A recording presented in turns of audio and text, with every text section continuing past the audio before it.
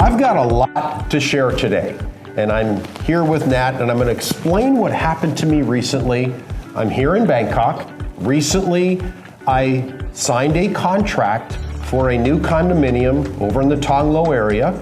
But before I signed, I want to talk about my experience working with agents. Agents who, in my opinion, failed miserably. Could have had my money and blew it. Why? Because of the following 10 reasons. 10 reasons that I'm going to go through the experience of an American, a foreigner from the US, and what happened to me in the process, and why you're going to need to pay special attention to what I'm going to share today. First thing that happened is I brought along with me, because I was serious about finding a new place to live, I brought somebody who was bilingual, Thai and English. She spoke Tinglish.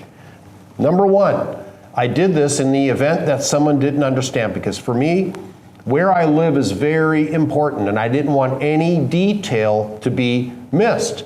So what happened with my first experience, I went to a place over on Sukhumvit 30, near the Philippine Embassy.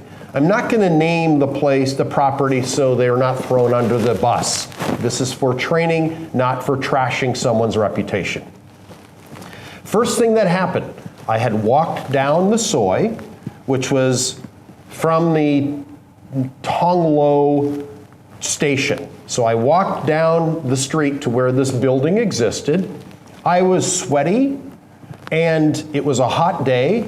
Welcome to Bangkok. And I walked in, so I was clearly sweating. We opened the door to where the lobby was, where the sales staff for this very large building was working. Guess what happened? I'm going to go through the whole process of 10 major mistakes. First thing that didn't happen and should have happened with everyone, albeit a Thai, a German, a Chinese, Japanese, American, Canadian, they didn't greet me. No greeting, no swati ka, no swati cup, nothing.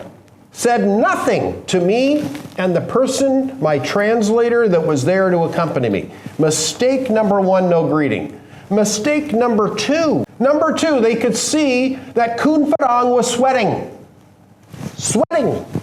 They didn't offer me water, and they were drinking water. So not only was a thirsty person not offered water, when they were drinking water, sitting behind their desks, being fat people, doing nothing, while I'm sweating, someone with money that wanted to invest for them to keep their jobs, they didn't offer me water. Okay, no greeting, no water. Number three mistake, no eye contact. I don't want, I require eye contact. It's not optional. When you talk to me, when you talk to a Westerner, we expect and require respect. No eye contact means no respect. Number four mistake when I came in. They could see I was sweaty, didn't greet me, didn't offer me water. There was a big ample couch. They didn't say sit down while we're continuing to piddle in front of the computer. Said nothing. Didn't offer me to sit. Okay? So this was a problem. They had seating, they didn't offer it. Mistake number five. And there are five more to come. This is mistake number five. Didn't even ask my name. Let me repeat that loud, American style. Didn't ask my name. Walked around, who offered me no eye contact, no water, no nothing. She just proceeded to walk right past me and my translator. Didn't offer her name either. Not till we were proceeding to the elevator to take us up to the 26th floor, I think is where the unit was that I was going to look at. She didn't offer her name either. I didn't even know her name. I could have said, hey, you. She might have responded, hey, what's your name? She said, nothing. So what did I do? I introduced myself to her and said, oh, by the way, my name is Mitch. and you didn't say anything to me, so I thought I'd introduce myself to you. So that was a biggie. She didn't offer her name, and I finally found out her name after I asked her and had to introduce myself to her. And so she's already failed several times.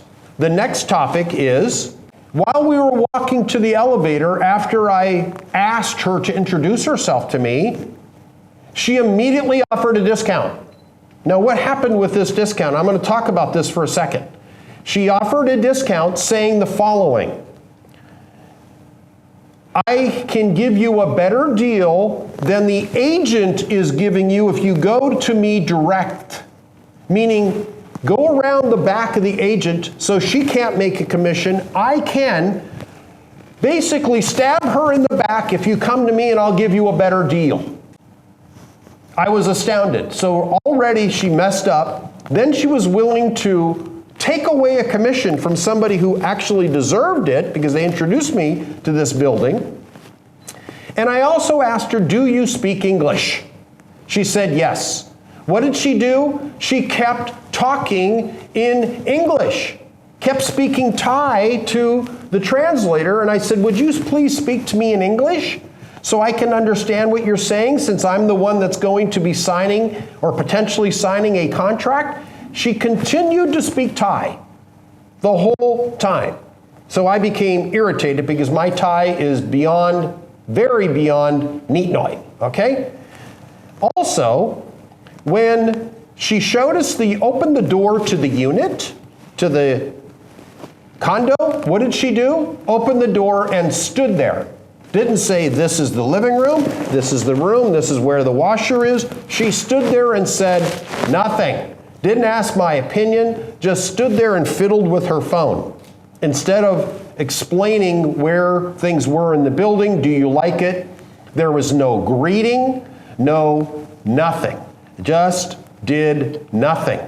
From the beginning to the end, she failed. These were the top 10. There were 14 mistakes in total, but I only wanted to share 10 today. Guys, let me tell you, in my years of traveling the planet, and I've been to 61 countries around the world, I've never met such a terrible salesperson in my life.